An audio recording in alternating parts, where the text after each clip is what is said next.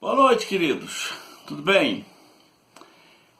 Espero que você esteja se adaptando a esse novo momento e graças a Deus, né, pelo privilégio de poder, numa época de crise, a gente se comunicar à distância, né? E tem coisa que parece cenário de filme que a gente está vivendo bem diante dos nossos olhos. Então, graças a Deus por viver numa geração tão privilegiada em termos de tecnologia. Nós esperamos que esses cultos sejam cultos, apesar de online, acompanhados de reverência, da devida reverência pessoal e familiar.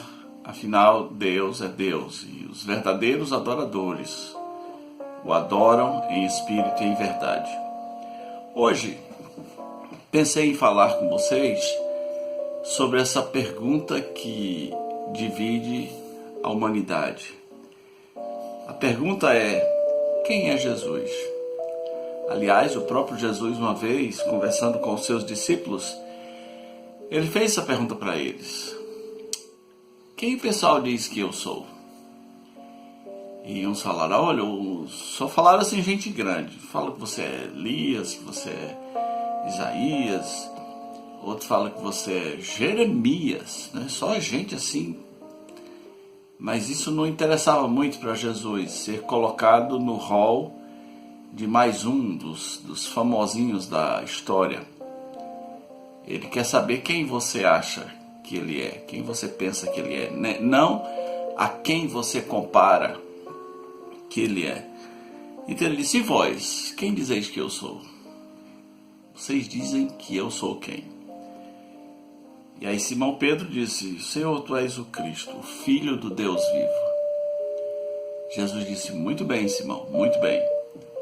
Não foi carne nem sangue que te revelou isso, não foi uma pessoa humana. Essa revelação não é no nível humano.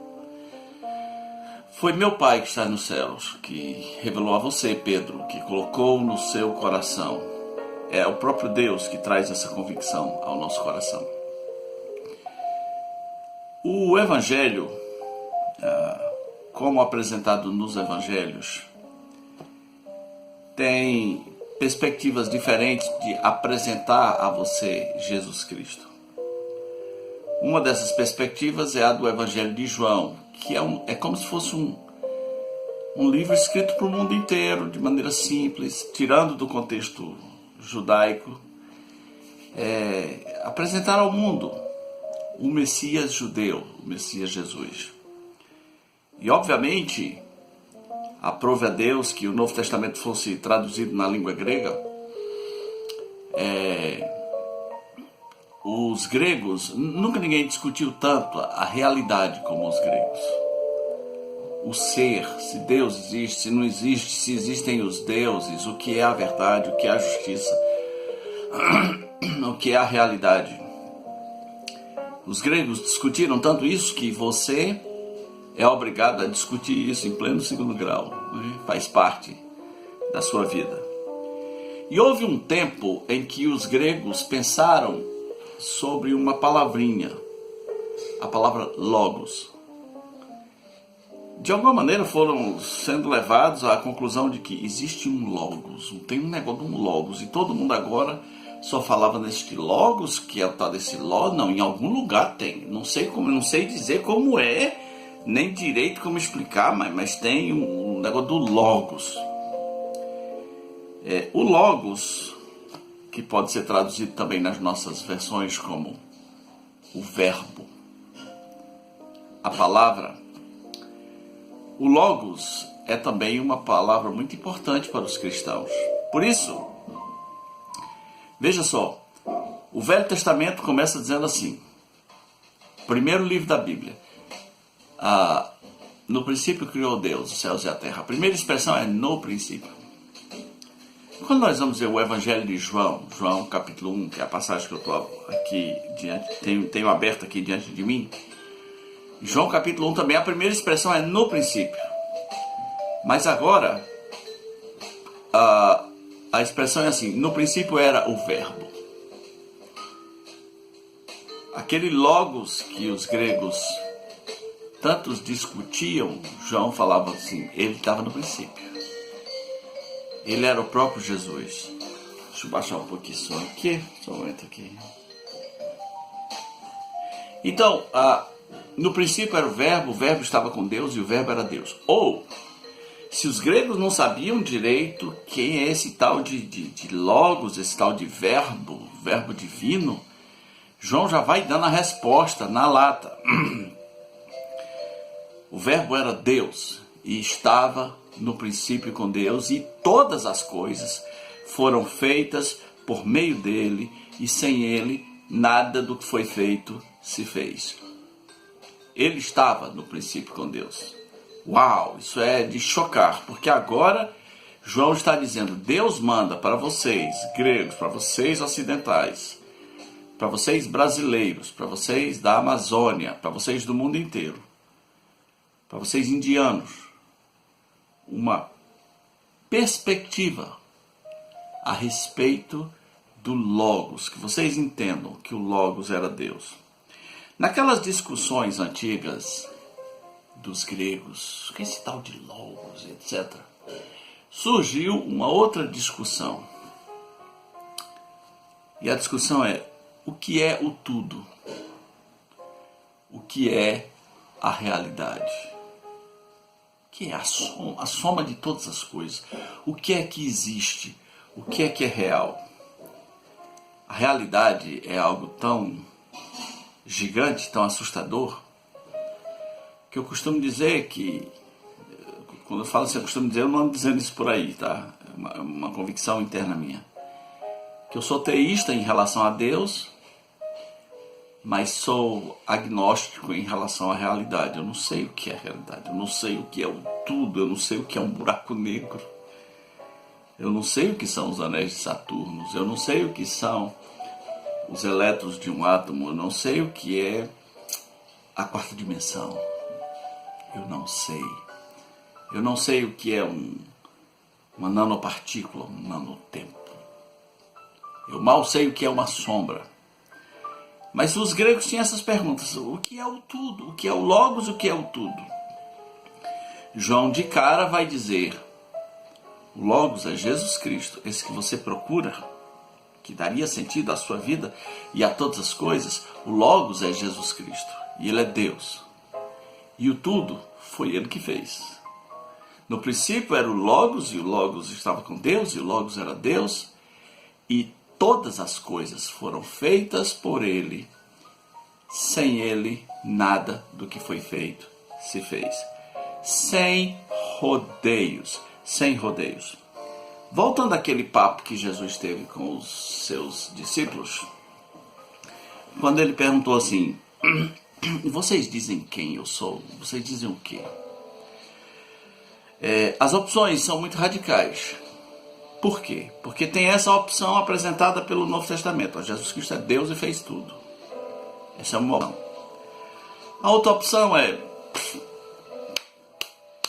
pouco me importa, não me interessa muito Jesus Cristo, não sei nem se ele existiu, ou então Jesus Cristo é um farsante, ou ele é um simples mortal, um simples ser humano, ele não é tudo aquilo que ele dizia ser, nem o que o Novo Testamento diz.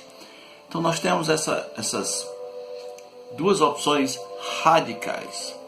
É importante que você entenda essas duas opções radicais, porque o ser humano, ele não quer as duas opções radicais, ele quer ficar no meio. Então ele cria uma terceira via. Ele não vai dizer que Jesus Cristo é Deus e que fez tudo, também não vai dizer que é um insignificante, ele fala assim, Jesus é legal. Então a maioria das pessoas está nesse parâmetro. Jesus é do bem. Um espírita diria, Jesus é um espírito de luz, poderosíssimo. Jesus é um grande mestre, diriam os budistas. Jesus é um grande profeta, diriam os muçulmanos. Então, ao criar essa opção do meio, você pensa que está abafando, não está. Sabe por quê? Por exemplo, você que diz assim, Jesus é um homem bom. Deixa eu lhe dizer uma coisa. Um homem bom não sai por aí dizendo, eu sou Deus. Antes que Abraão existisse, eu sou. Os anjos me adoram. Um homem bom não tem essa perspectiva de discurso. Um homem bom e são não vai sair por aí dizendo, eu vou julgar os vivos e os mortos. Eu vou reunir todas as nações na minha presença, vou separá-las como se separa os bodes das ovelhas, eu vou lançar alguns no inferno, e eu vou dizer para outros, vinde a mim, benditos de meu Pai. Um homem bom não tem essa abordagem. Você já viu algum homem bom? Algum homem legal? Algum homem importante para a história dizendo essas coisas? Então, a questão é o seguinte, não existe a opção do meio. A opção do meio não te leva para lugar nenhum. A opção do meio sobre Jesus, apenas de dizer que ele é um homem bom, um grande mestre, um homem legal, não te leva para lugar nenhum, porque ela nivela você com a maioria das pessoas. Né? Até um ateu pode dizer, não, ele é legal, tem umas coisas que ele ensina aí, que é legal. Eu acho ele interessante. Então nós chegamos aqui a um ponto em que a humanidade quer se comportar como criança. Criança não gosta de assumir verdades radicais. Por exemplo, criança que chupava leite condensado na latinha. Eu estou falando com alguns agora aqui. Né? É uma verdade muito radical quando a mãe perguntasse assim, quem fez isso? E a criança dizia, fui eu. Eu sou esse cara da latinha do leite condensado. É muito radical. Então a criança, quando ela é descoberta que foi ela diz, tá bom, mas Pedrinho também fez. Entende? Ela tem uma dificuldade de assumir, porque assumir traz algumas consequências. Então, está na hora de assumir, ou Jesus Cristo é aquilo que ele diz ser, ou ele é um farsante. A outra opção dele ser um homem bom, dele ser um grande mestre, não é um grande mestre, é um farsante. Um grande mestre não mentiria tanto a respeito de si mesmo. Ou Jesus é exclusivo, como a Bíblia reivindica que ele é, ou você está diante do maior farsante. Eu estou tirando você da sua zona de conforto. Até hoje você gostou de estar no pessoal do meio. Jesus é legal, Jesus é um bom mestre. Jesus é legal, Jesus é um bom mestre. Você já viu isso transformar vidas? Você já viu isso criar conexões radicais com Deus? Isso é a zona mediana, isso é a zona de conforto. Então, o Novo Testamento não traz uma zona de conforto, ele traz uma verdade caída do céu como um meteoro, e isso aqui é um soco no estômago. Olha aqui, ó, o Logos que vocês tanto procuram, a razão de todas as coisas, era Jesus Cristo. Ele estava no princípio com Deus e ele fez todas as coisas. A partir daí, o que João capítulo 1, e eu desafio você a ler o Evangelho de João calmamente, em sequência. A partir daí, o que João faz é contar como foi o processo de que esse Logos, esse verbo de Deus, e é assim que ele vai voltar, né? Ele tem um nome na coxa, né? O verbo vivo, o Rei dos Reis, o Senhor dos Senhores. É assim que ele vai voltar. Ele vai contar como é que foi o processo dele se mergulhar na história, dele se misturar com a história. E João conta isso com palavras tão simples. Ele diz, olha, tinha um homem chamado João Batista. Isso aqui ele está contando para não-judeus. Se estivesse contando para judeus, ele ia dizer assim, ó, tinha uma mulher descendente de Davi que se casou com outro cara, aí o anjo apareceu a ela. Não, ele inicialmente está contando para o ocidente. Ele só tinha um homem chamado João, que era primo de Jesus, mas João não vai falar sobre isso. Tinha um homem lá, o João Batista. Ele não era luz, ele era incrível, né? Ele era um cara demais assim, Houve até quem pensasse que ele era o Messias, que ele era. Não, ele não era. Mas ele veio falar da verdadeira luz. O livro de Marcos e outros evangelhos contam que quando João apareceu, João disse assim: eu sou a voz que clama no deserto, eu sou aquele que veio endireitar as veredas. Estou aqui para endireitar as veredas. Por que endireitar as veredas? Porque quando os reis iam visitar outros lugares, outras cidades, sempre tinha uma comitiva na frente, comitiva grande, preparando o caminho, ajeitando as estradas, né? Preparando o cenário para que não houvesse atoleiros, para que não houvesse obstáculos, para que não houvesse inconvenientes, porque um rei estava chegando, então a comitiva vai ajeitando a estrada. Você sabe que as coisas não mudaram muito? Quando você fala assim, o presidente está vindo aí, o pessoal dá uma limpada na rua, tampa os buracos do asfalto, né? Sempre tem uma comitiva que vem antes. Então João Batista é esse cara que veio antes e falou: eu estou aqui para ajeitar as veredas, porque ele está vindo aí e ele é maior do que eu. Quando ele entra na história, a Bíblia diz assim, capítulo 1, versículo 10, diz: ele estava no mundo e o mundo foi feito por intermédio dele e o mundo não o conheceu. Como é o processo dele vir para o mundo? Você sabe que a mitologia grega é muito rica em alegorias para descrever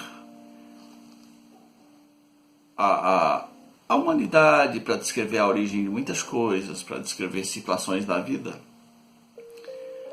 Mas o que a Bíblia vai nos contar sobre Jesus não tem parâmetros, nem na mitologia grega, nem em lugar nenhum do mundo. Onde o Espírito Santo de Deus, com sua sombra, envolve uma mulher e o Deus Todo-Poderoso se faz carne, entra na barriga de uma mulher e num estado de humilhação incrível vai passar 33 anos preso num corpo humano. Vai nascer criança, vai aprender o processo de ser humano. João vai descrever isso dizendo: o Verbo se fez carne. O Verbo se fez carne. Habitou, morou ali, alugou uma casa. Cafarnaum, uma casa perto da praia. O Verbo arranjou uma profissão. Quando começaram essas conversas de internet, tinha um rapaz querendo conversar com pessoas sobre o que é a verdade. Então, por alguma razão, fomos levados a conversar um com o outro. E a pergunta dele é: o que é a verdade? E eu disse para ele: olha, um dia a verdade veio aqui e ganhou unhas, cabelos, olhos, estatura, alugou uma casa, teve amigos. E fui descrevendo o processo da encarnação de Jesus Cristo. E a pergunta que ele fez foi o seguinte: tu fumou maconha estragada? A essa hora da madrugada você me vem com a conversa dessa. Fumou. Ah, fumou. Fumou mesmo. Ah, meu pai. Então, o Verbo se fez carne. Ele se fez como um de nós. Era necessário que ele se fizesse como um de nós. E quando ele morreu e ressuscitou, ele está lá, num certo sentido, ainda como um de nós.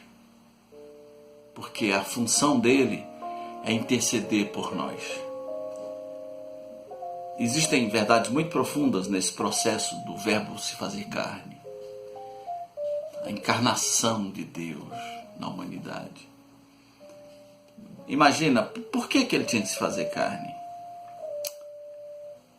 Imagina que vocês têm aquário, alguns de vocês têm aquário. Alguns têm um aquário com um peixezinho solitário, bonitinho, que está lá. Experimenta enfiar a mão no aquário. O peixe se assusta. A sua presença é gigantesca, avassaladora para ele, aterrorizante. Pode até ser bonita. A sua mão interferindo ali no planeta aquário, mas é aterrorizante.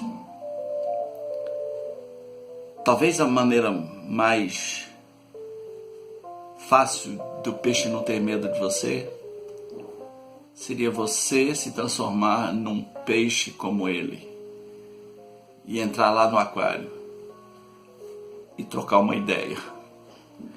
Foi isso que Deus fez na pessoa de Jesus Cristo. Ele entrou no nosso aquário, ele veio aqui e falou: olha aqui, olha para mim. Vocês precisam me ouvir, olha para mim, me escuta.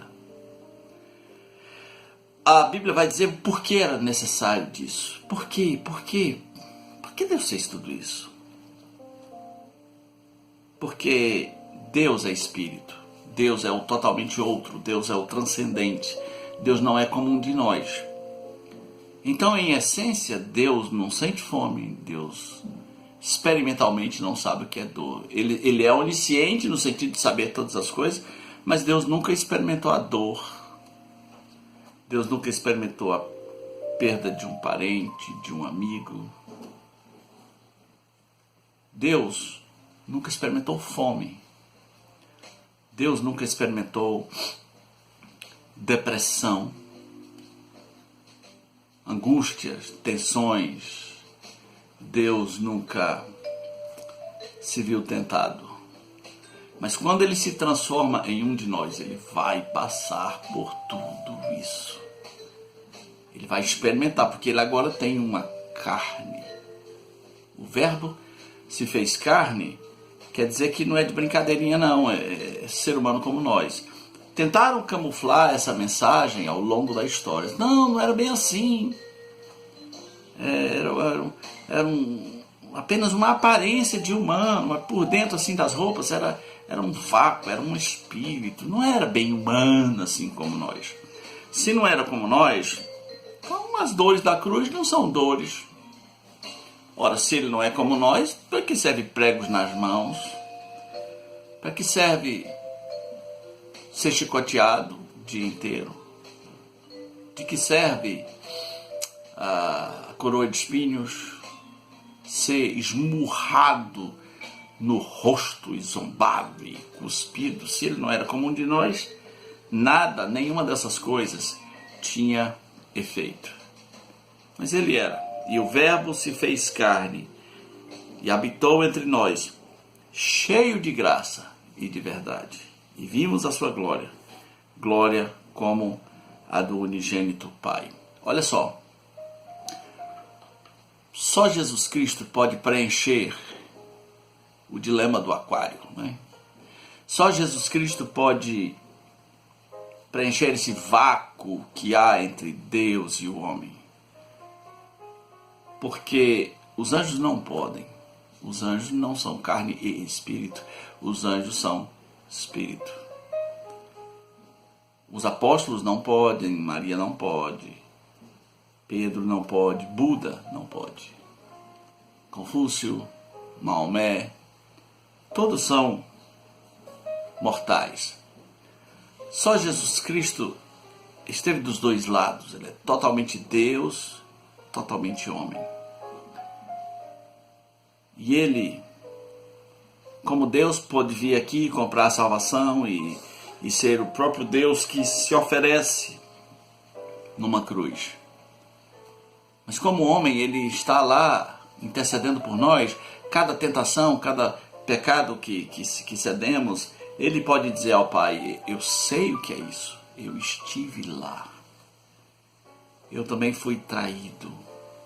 Diz o livro de Hebreus que nós não temos um sumo sacerdote que não saiba se compadecer das nossas necessidades. Ele sabe, ele está diante de Deus, ele é o nosso sacerdote diante de Deus, ele sabe.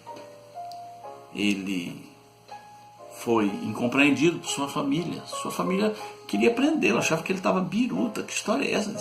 Esse menino, a gente sabe que ele é excepcional, mas salvador do mundo já está um pouco demais, não é?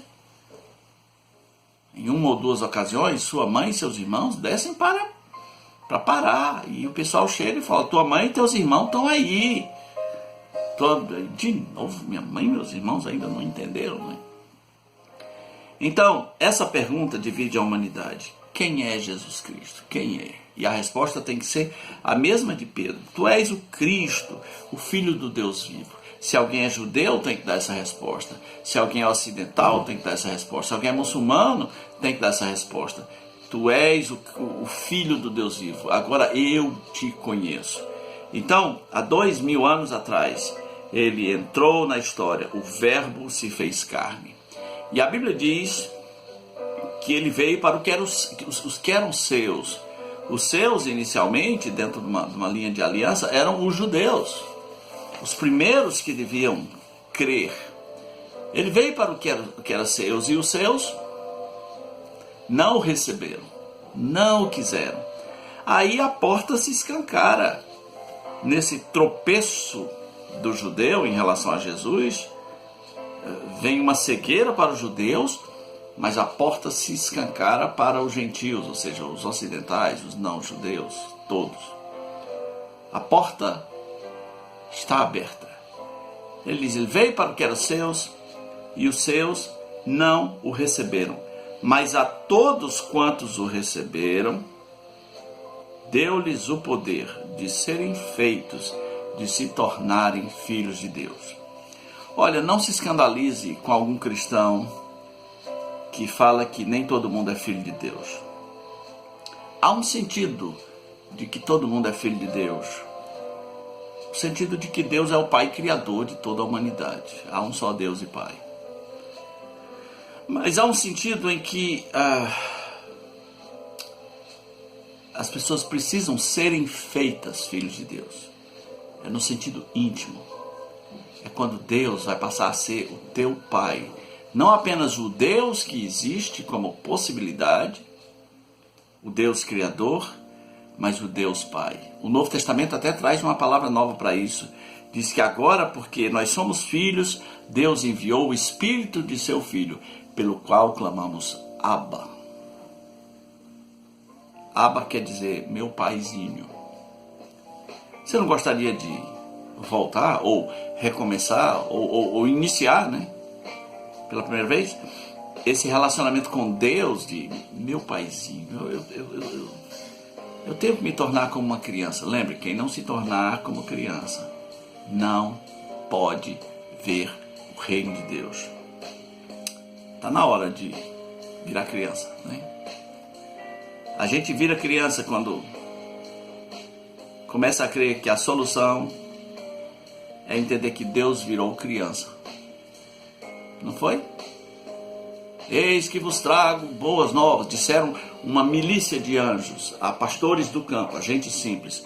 Estou trazendo uma notícia incrível. É que hoje, na cidade de Davi, vos nasceu o Salvador, que é Cristo, Senhor. Vão lá, vão procurar. Está na hora de procurar. Então hoje eu trouxe essa pergunta que divide a humanidade. Quem é que nós dizemos que realmente é Jesus? Continuar dizendo que é um cara legal não vai te levar para lugar nenhum. Quer conhecer a Jesus? Parta a partir das duas possibilidades. Ou ele é realmente tudo que a Bíblia diz que ele é, Deus que tem essa aventura de entrar na história e se fazer como um de nós, ou um farsante. Não há um meio termo. Você é a criança que foi pega roubando leite condensado e morre de vergonha de assumir a verdade radical. Então você prefere criar uma terceira verdade porque ela é mais confortável para você. Admitir Jesus como farsante você não quer. Mas admitir que ele é o Deus Todo-Poderoso e reivindica direitos sobre a sua vida e vai julgar os vivos e os mortos, e é exclusivo e é único e não há outro caminho, você também não quer. Então você se escondeu na zona do meio. Mas quando você sai da zona do meio, você vira criança, assim como ele virou criança num certo dia. Vamos orar aqui? Vamos orar? Feche seus olhos, ora comigo. Nosso Deus, às vezes as pessoas são apresentadas a Jesus de maneira muito forte, muito radical.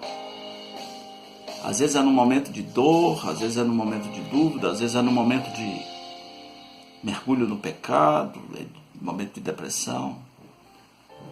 Seja como for, Senhor, que o Senhor use esse veículo hoje da internet para que pessoas sejam levadas a se perguntarem: quem é mesmo Jesus para mim? Ele é só o Jesus do Natal ou ele é o Deus que se fez carne? Que elas possam ter a sua busca por Jesus Cristo. Que elas queiram ler a tua palavra que revela Jesus Cristo, que elas queiram ler o Novo Testamento e que elas corram para os teus braços e virem crianças e reconheçam que Jesus é o único que pode levá-las de volta a ti e que possam dizer: meu paizinho, Abba, meu pai. Muito obrigado por essa oportunidade de estar falando de Jesus Cristo. Abençoa cada um que ouviu essa palavra, Senhor, pedimos em nome de Jesus. Amém.